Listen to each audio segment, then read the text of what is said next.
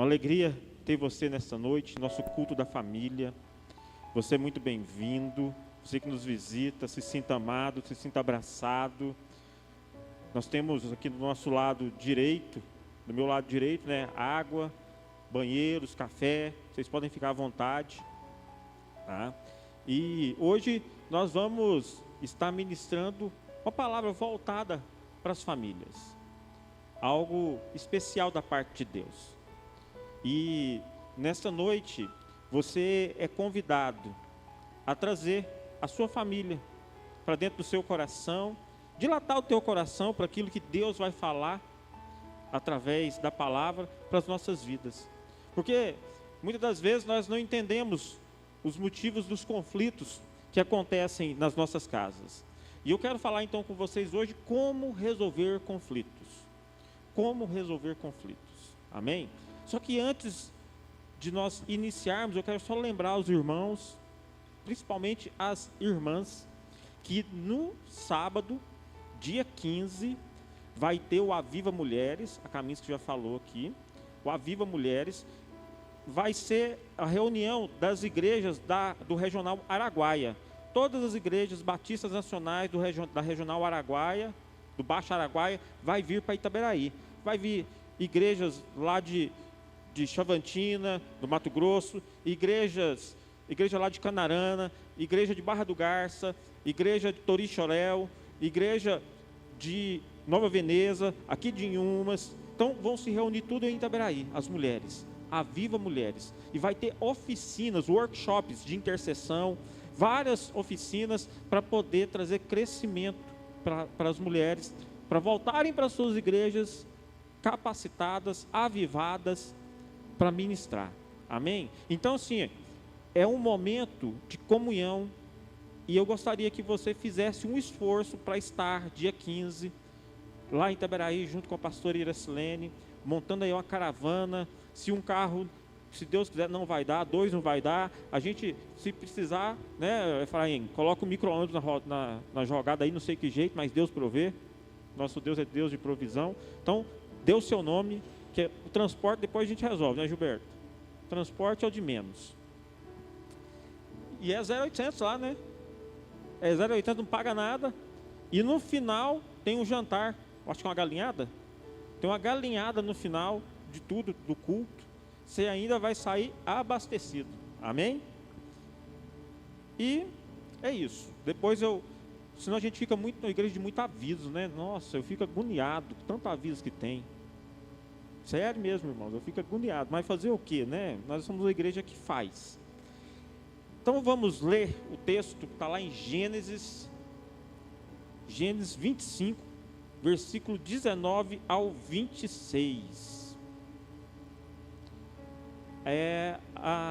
Eu creio, tem século 21? Se tiver século 21, põe para nós. Isso, Almeida século 21. Esta é a história de Isaac, filho de Abraão. Abraão foi pai de Isaac. E quando Isaac tinha 40 anos, repita comigo, 40 anos, casou com Rebeca. Está aí, né, os irmãos que estão ainda sem casar, Isaac casou com 40 anos. Então fiquem tranquilos quem ainda não casou, que tem tempo ainda, né? Diante da Bíblia, Isaac casou com 40 anos. Casou com Rebeca, filha de Betuel, irmã de Labão, que eram arameus, naturais da alta Mesopotâmia. Isaac pediu ao Senhor pela sua mulher, porque ela não conseguia ter filhos. O Senhor ouviu o seu pedido e Rebeca ficou grávida. 2 gêmeos, quando Deus faz assim, né? Quando manda a bênção dobrada. 2 gêmeos lutavam contra o outro no ventre. E ela exclamou: foi realmente para isto que eu fiquei grávida? Foi então consultar o Senhor. E ele respondeu-lhe: trazes dentro de ti 2 povos, 2 nações hão de sair do teu ventre. Cada um deles tentará ser o mais forte, mas o mais velho é que terá de submeter-se ao mais novo.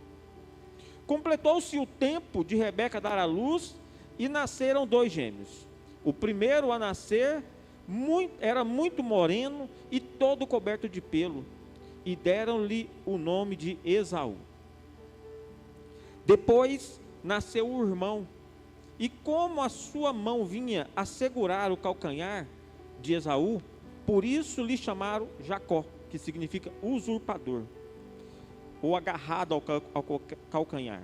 Quando eles nasceram, Isaac tinha 60 anos de idade. 60 anos, casou com 40. 20 anos depois, ele foi ter filhos. Você pode fechar seus olhos? Vamos fazer mais uma oração? Senhor Deus, Pai amado, que a palavra do Senhor venha com graça sobre as nossas vidas nesta noite. Que do trono do Senhor, o Senhor possa abrir as comportas do céu para derramar as bênçãos que estão retidas, mas que através dessa palavra que o Senhor vai ministrar, porque essa palavra não é minha, essa palavra é do Senhor. Eu sou apenas instrumento nas tuas mãos, Pai. Que o Senhor possa usar a minha vida nesta noite para abençoar os irmãos que aqui estão. E assim, ó Deus, nós te agradecemos no nome de Jesus. Amém e amém. Glória a Deus. A melhor forma, queridos, de resolver conflitos é pela prevenção. Prevenção é a melhor maneira de resolver conflitos. Por quê? Porque acabar com o conflito antes que ele comece e que ele venha a se tornar realidade é melhor. No livro A Arte da Guerra, o chinês ele tem um princípio que é: eu não preciso ir para a guerra, mas eu preciso vencê-la sem ter que guerrear. E a mesma coisa acontece conosco. Você quer resolver conflitos? Evite que eles aconteçam. Evite que eles aconteçam. A melhor forma é a prevenção. Evite. Só que a maioria de nós não tem esse costume, não é verdade? Pelo contrário, né? Nós deixamos que eles venham ao nosso encontro. Eu vou ilustrar. Imagina você, um marceneiro, ele tem a sua marcenaria perto de uma mata, onde tem vários micos ali, e esse marceneiro ele é meio desorganizado, ele deixa as ferramentas dele jogadas, e ele pegou aí um desses micos, pegou o serrote do marceneiro para brincar, subiu na árvore e estava serrando o galho do lado do tronco. O marceneiro olhou e já sabia o que ia acontecer. E ele serrava, e pulava, e serrava. Você já sabe o que vai acontecer. Você está vendo o que vai acontecer. E realmente, ele serrou o galho. E o galho quebrou e ele caiu em cima do telhado da marcenaria. O miquinho se machucou, quebrou o telhado da marcenaria, prejuízo para o marceneiro. O que eu aprendo? Muitas vezes eu vejo o conflito, eu deixo que ele aconteça e eu ainda tomo prejuízo.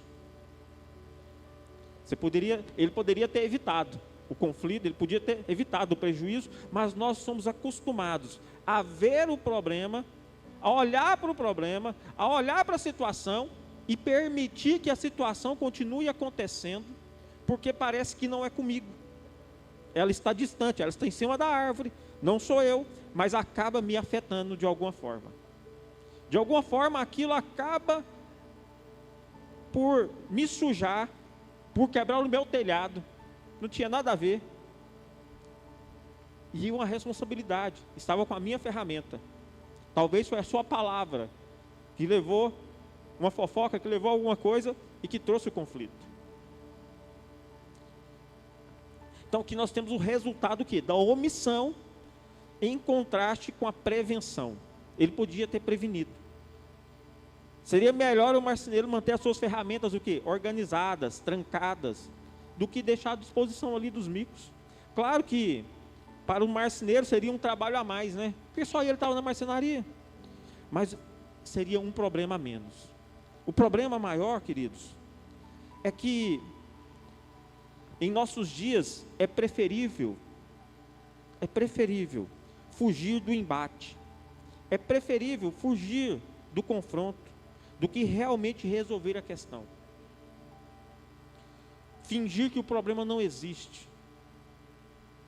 Fingir. E sabe como é que nós fazemos? E fazemos isso com maestria. É assim, ó. Eu tenho que trabalhar. Amanhã a gente conversa. Quando eu voltar, a gente conversa. Aí chega a tarde. Chega tarde do trabalho e fala assim: nos falamos amanhã que eu estou cansado. Não vai dar tempo. Aí acorda atrasado. Ó, eu estou atrasado para sair, depois a gente resolve. Depois, agora eu tenho que colocar a roupa para lavar. Não vai dar tempo da gente conversar, deixa para depois. Eu tenho que ir para uma reunião, mas logo quando eu voltar a gente conversa. Nossa, acordei com a dor de cabeça, deixa para a gente tratar desse assunto depois. E vai levando com a barriga. A gente é mestre em dar desculpas. Nós somos mestres em dar desculpas. Mestres. Sempre que vemos, sempre que nós vemos um conflito, nós fazemos o quê? Nos sabotamos. Autossabotagem. Nós fugimos da conversa. Nós fugimos do confronto. Nós fugimos da verdade. E a primeira verdade que um homem e uma mulher de Deus foge é da verdade da palavra. É do confronto da palavra. Eu já não leio mais a Bíblia como antes, porque eu sei que ela vai falar coisas que eu não quero ouvir. Então hoje eu estou cansado, inconscientemente, do seu subconsciente, você se sabota. Não vou ler. Você não lê porque, às vezes você faz assim, estou cansado, eu já li só um versículo, tá bom e tal.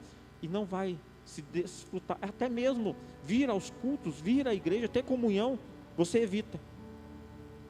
Porque você não quer resolver o conflito. Mas você quer viver da forma em que temos o conflito. Pastor, e o que é conflito para o senhor? Tem uma definição. Conflito são situações de discordância, oposição ou disputa entre duas ou mais partes devido a interesses, valores, objetivos ou percepções divergentes. Isso é conflito. E eles podem ocorrer em diversos contextos, como relações interpessoais, ambientes de trabalho, disputas políticas, diferenças culturais e até no campo interno da psique humana. Até dentro de você tem conflitos. E a nossa maior batalha é na mente, é conosco mesmo. Essa é uma das maiores batalhas que nós temos, um dos maiores conflitos que nós temos, porque se você resolve aqui, as outras coisas ficam mais fáceis, ficam mais simples. E qual que é a característica de um conflito? Olha só, a divergência de interesses ou ideias. São partes envolvidas que possuem opiniões, objetivos ou necessidades que se chocam. Eu penso de um jeito, Gilberto pensa do outro. E a gente não chega num consenso, nos objetivos, e acaba se chocando. Só que, se o Gilberto estiver na casa dele e eu estiver na minha, está resolvido. Mas se eu morar na mesma casa, se eu fosse um parente do Gilberto, morasse na mesma casa do Gilberto, convivesse ali dentro, não ia ser fácil. Não ia ser fácil. Porque o conflito, ele acordava com você, ia dormir com você, estava na mesa de jantar, do almoço com você. As divergências estavam ali andando junto com você, dioturnamente, estava ali, você estava junto com o conflito. E aí? O tempo, a angústia, só ia aumentando cada vez mais. E ia fazendo mal para o seu emocional, ia fazendo mal para o seu organismo físico. Você ia ter pressão alta, taquicardia e vários outros sintomas. Podia entrar em depressão. por conta desse conflito mal resolvido. Então, as emoções envolvidas, elas são carregadas de sentimentos. Quando nós temos conflitos, nós temos uma carga de emoção, uma carga sentimental. E isso gera um prejuízo para a vida da pessoa. A necessidade de solução, muitas das vezes, ou uma negociação, ela tem que ser colocada na mesa. Por quê? Porque nós precisamos de alguém que exerça o papel de mediador do conflito. Nós precisamos resolver. Nós não podemos deixar aquilo nos angustiando. E agora, esse conflito, ele pode ser construtivo ou ele pode ser destrutivo. Se bem administrado, um conflito pode gerar crescimento, inovação e fortalecimento das relações. Mas se mal gerido, pode gerar o quê? Ruptura e prejuízo. Pode gerar a ruptura e o prejuízo. Por isso que nós precisamos entender que conflitos fazem parte das relações humanas.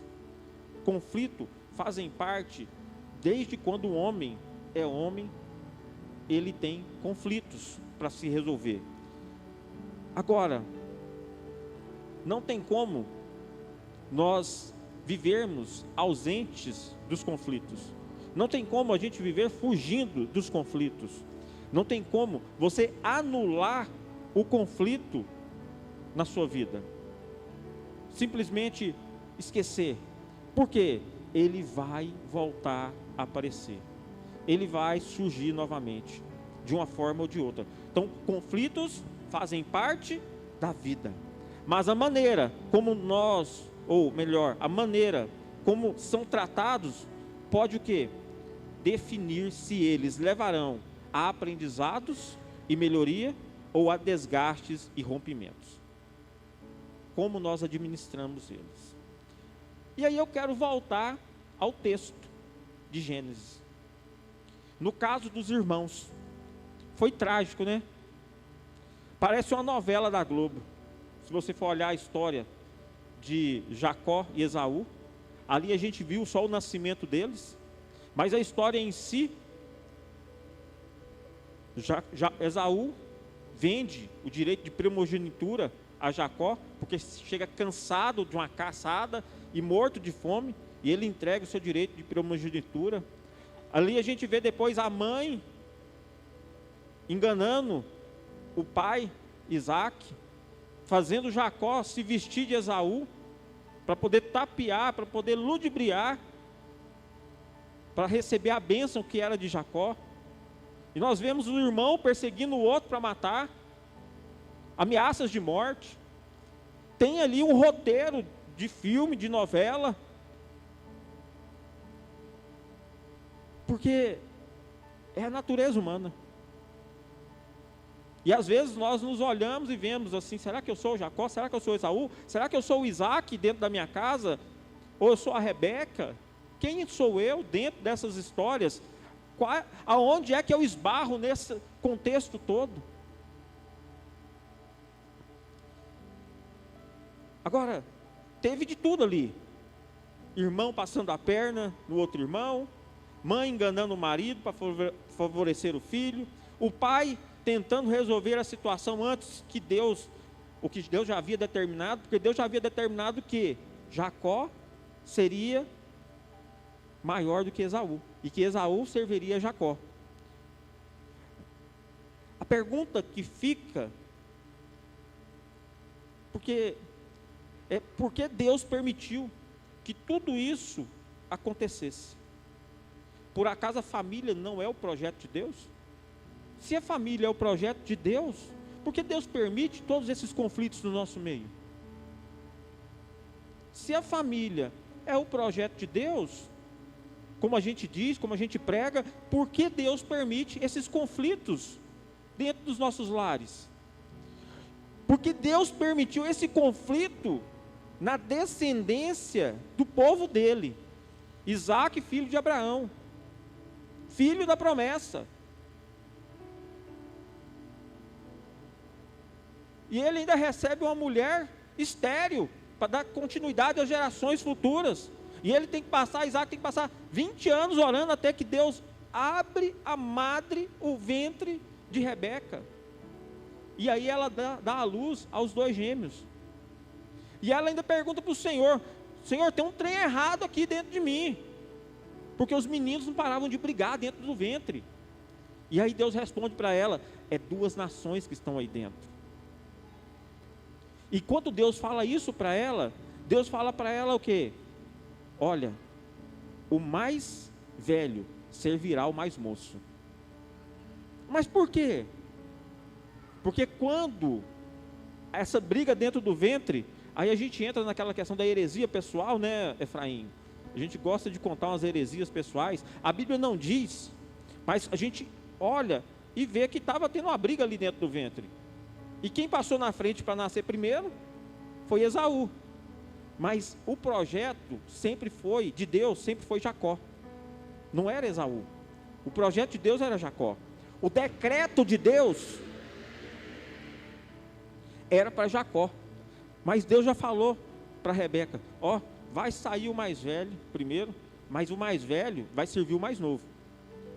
Ou seja, quando Esaú nasce, Jacó nasce segurado no calcanhar dele, porque a briga estava feia lá dentro, Efraim. Mas era para ser Jacó, era a preferência de Deus. E aqui o que eu entendo com isso? Por que então que Deus permitiu esses conflitos? E aí a gente tem 2 coisas que a gente chama na teologia de vontade permissiva e vontade soberana.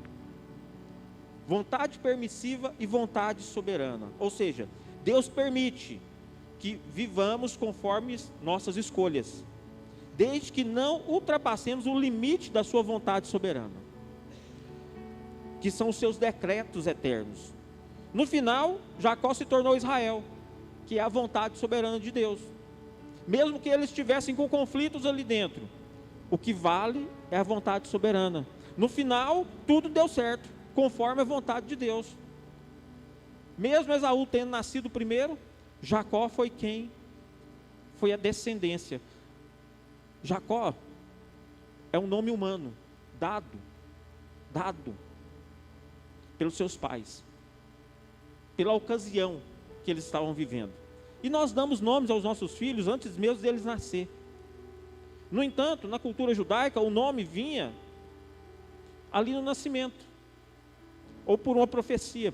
E aí a gente entende que quando eles veem Jacó segurando o calcanhar de Esaú, deu o nome de usurpador, por aquele momento. No entanto, o nome verdadeiro daquele menino não era Jacó, não era usurpador, mas era Israel. Israel, que significa lutar ao lado de Deus, estar ao lado de Deus, batalhar ao lado de Deus. Isso era Israel, isso era para ser Jacó. E Deus muda então o nome de Jacó para Israel, porque esse era o nome, já estava do decreto de Deus, o povo dele, determinado. Coisas que às vezes nós tentamos mudar, mas Deus vem e resolve, porque é o momento dele fazer isso. Agora, dentro da vontade permissiva, Deus nos ensina a viver pela sua palavra, e que se nós praticarmos ela, nós vamos viver o melhor. Ou seja, você tem a vontade permissiva de Deus. Deus permite que as coisas ruins aconteçam, Deus permite que as famílias tenham conflitos, Deus permite. Mas por que Ele permite? Porque são escolhas do homem. É minha e sua escolha. É a sua escolha você estar aqui hoje. Ou talvez alguém escolheu por você e você veio, mas você podia dizer não, mas você disse sim e veio. Às vezes a vontade era de não vir, mas pela palavra persuasiva, por tantos outros motivos, você resolveu estar aqui. Mas foi você que resolveu. Ninguém. Às vezes tem pessoas que colocam até uma faca uma faca assim na barriga, agora você vai para a igreja, ou põe um revólver na cabeça, não, você vai para a igreja. Tudo bem, mas você veio. é uma vontade, é uma escolha. Porque você pode escolher chamar a polícia, você está com o revólver na minha cabeça, né? E por aí vai. Mas é uma escolha. E essa escolha, nós temos então a palavra de Deus para nos guiar nessa vida de conflitos. Nessa vida de conflitos, se você se basear pela palavra, você resolve os conflitos de forma a que eles não tragam prejuízo para a tua vida, mas benefícios. Pois somente na obediência é que nós iremos prosperar em todas as áreas da nossa vida. E obediência é o quê, pastor? A palavra. Somente em obediência. Porque se nós não obedecermos a palavra, nós vamos viver conflitos que vão nos destruir. Eu não vou saber negociar dentro do meu lar com a minha esposa.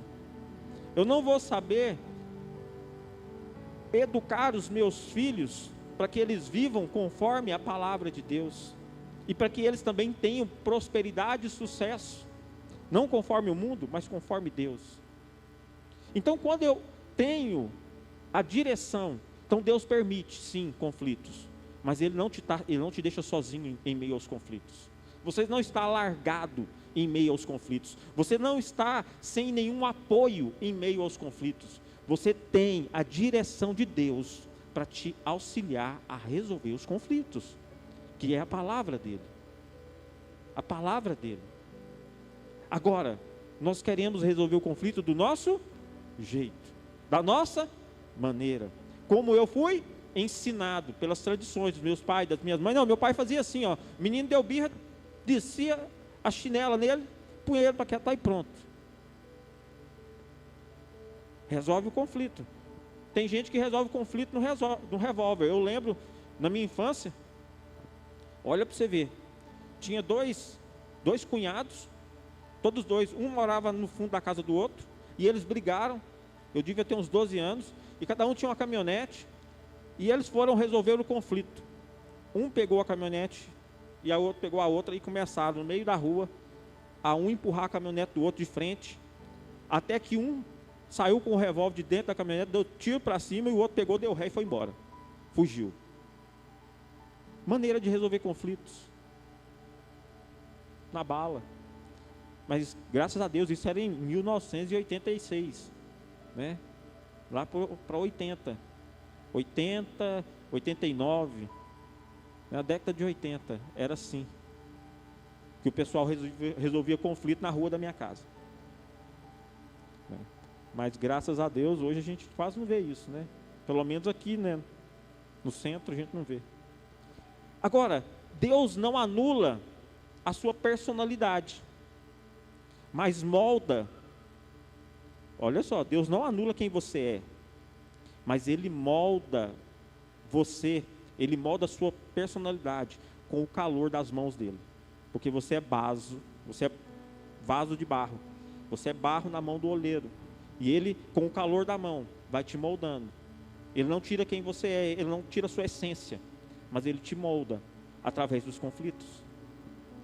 Ele te direciona. Deus não anula a sua personalidade. Família, queridos, é um conjunto de pessoas com diferentes personalidades. Você já parou para pensar? Onde cada uma está sendo moldada. Onde no final, Deus faz uma exposição dos seus vasos de honra, que de acordo com o que Ele vai nos moldando, Ele vai pegando, essa família aqui, vou montar um estante ali, vou colocar os meus vasos, para cada família, Ele vai montando seus vasos de honra, porque Ele vai moldando o pai, Ele vai moldando a mãe, Ele vai moldando o filho, a filha, Ele vai moldando, com o calor das mãos, Deus vai moldando, o oleiro, trabalhando o barro. Tem barro que é mais complicado.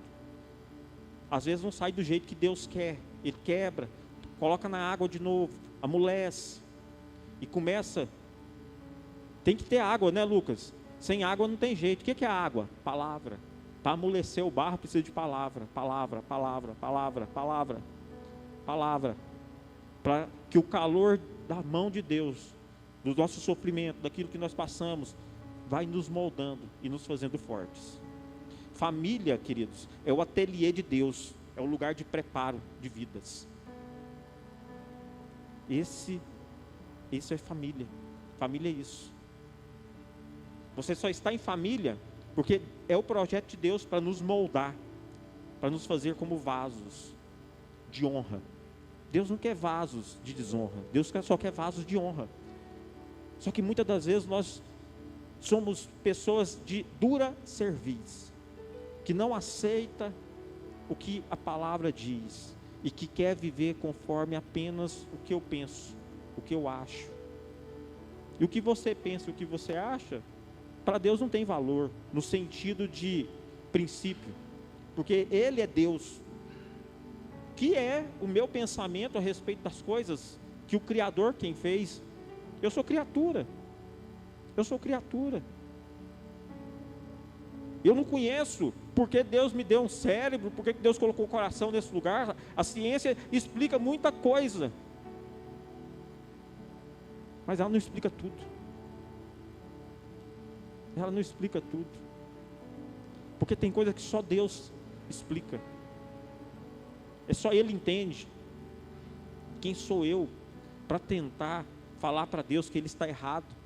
Ah, Deus, eu faria melhor que o Senhor, do jeito que o Senhor fez, não deu certo não. Para mim eu ia pôr o nariz lá no dedão do pé, porque ficava mais fácil de ir cheirando as coisas na rua.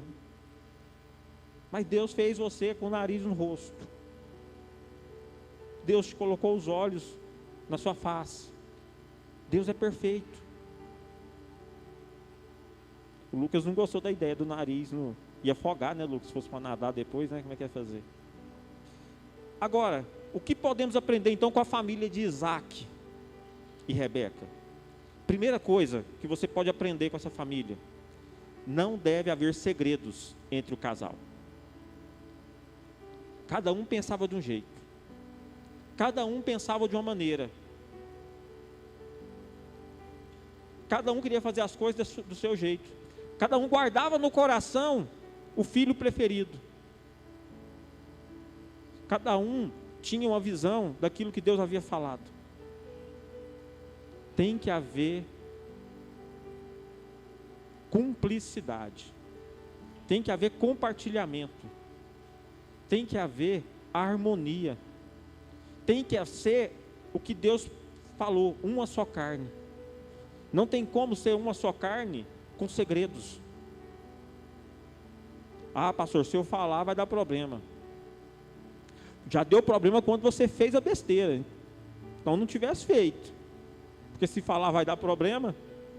Então, uma maneira boa, se você sabe que vai dar problema, não faça. Se é para ter um segredo, não tenha. Melhor não praticar para não ter segredo.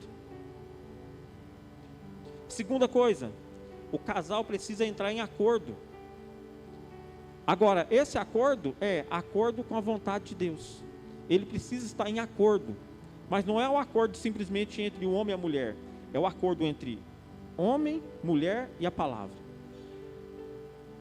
Tudo tem que estar em acordo. O homem com a sua esposa e a palavra.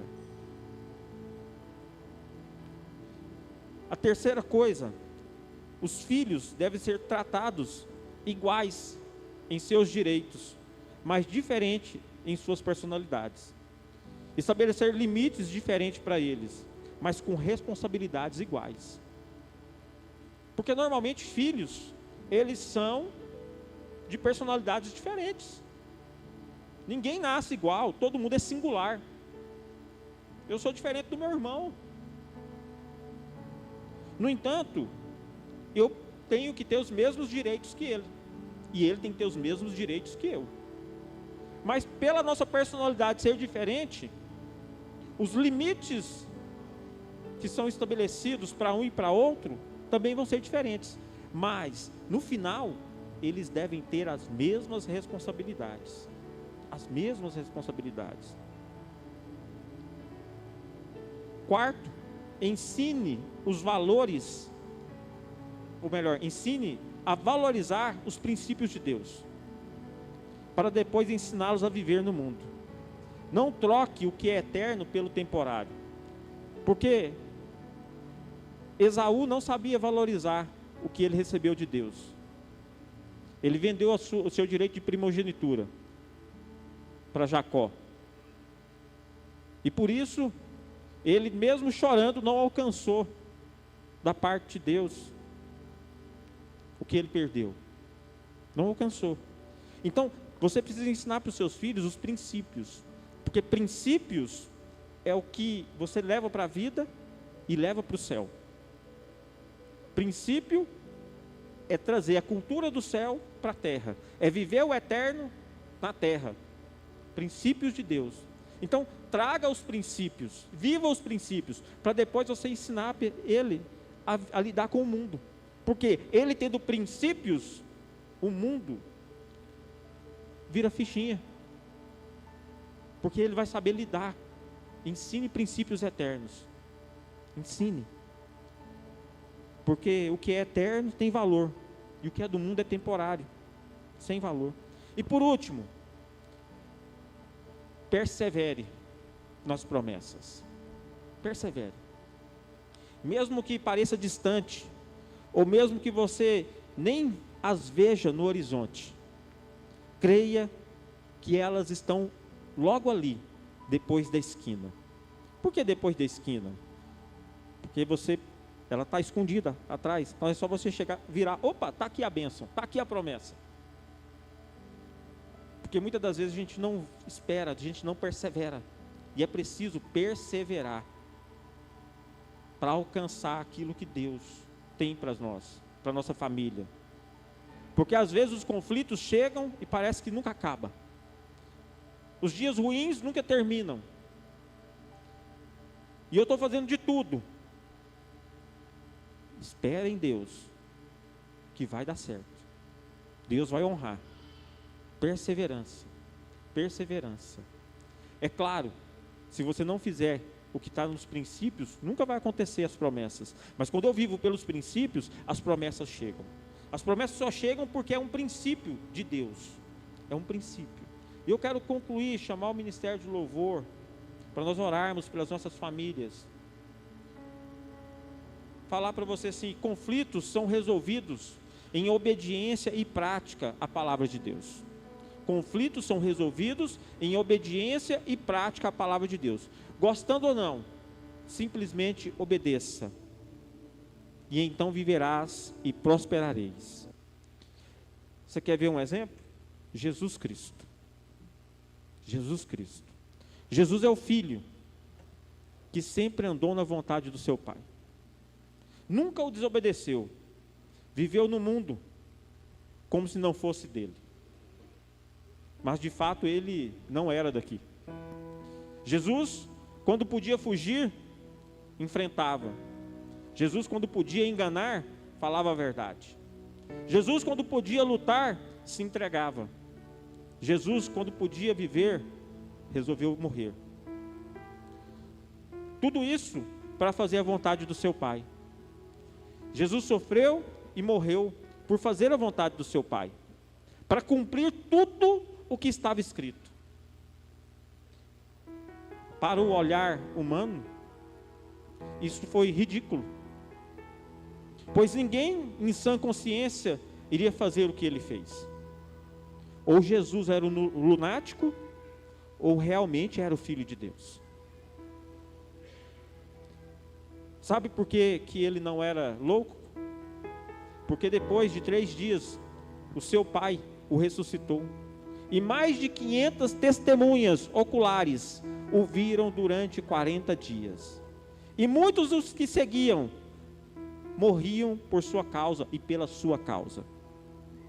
Pois no final, todo sofrimento momentâneo e tolerado, por causa da eterna glória, que nos espera como recompensa. O final do sofrimento de Jesus foi a glória eterna. O final do sofrimento de Jesus foi o Pai colocar todas as coisas debaixo dos seus pés. Ele é o nosso Rei. Ele é tudo que mais importa nesse universo. Não tem nada do que exista que não tenha que glorificar a Deus. Não tem joelho na face da terra, fora da terra, no universo que um dia, quando Jesus voltar, irá se dobrar a autoridade dele. O momento de dor, de sofrimento naquela cruz não se compara à glória que ele recebe hoje e receberá. Muitas das vezes nós não entendemos o porquê dos nossos sofrimentos, o porquê das nossas angústias, o porquê da nossa escassez, o porquê dos problemas, dos conflitos. Mas é para a glória de Deus, é para que Deus seja glorificado, é para que Ele seja glorificado. E eu quero ler com você para nós encerrarmos Hebreus 2, 9 e 10. Mas em Jesus vemos aquele que, tornando um pouco inferior aos anjos, está agora coroado de glória e honra. E isto por causa da morte que sofreu. Deus, na sua bondade, quis que Jesus morresse por todos. Realmente, era o próprio de Deus, dono e criador de todas as coisas. Fazer com que, pelo sofrimento de Jesus, se tornassem fonte de salvação, e assim conduzisse os seus muitos filhos à glória. E hoje, os nossos sofrimentos, os nossos conflitos, as nossas famílias têm a oportunidade, através de Jesus Cristo de Nazaré, também receber essa eterna glória para a nossa casa, sermos vaso de honra de Deus sobre as nossas vidas. Esse é o maior, como é que eu vou dizer, não tem palavras, recompensa, galardão, não cabe. Isso é algo inexplicável, que nenhum ser humano merece receber, mas nós recebemos em Cristo. O primeiro conflito que você precisa resolver na tua casa é sua filiação diante de Deus. Você é filho de Deus? É o primeiro conflito interno seu.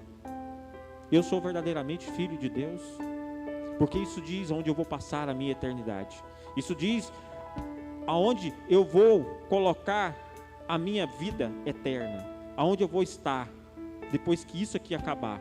Porque todo mundo sabe que um dia a morte chega, que um dia ela bate na nossa porta, e que um dia nós não vamos estar aqui mais com os nossos entes queridos, e nós vamos perder muitos entes queridos. Mas eu saber que eu posso hoje, com uma decisão, mudar a vida da minha casa, a vida da minha família, a vida dos meus filhos,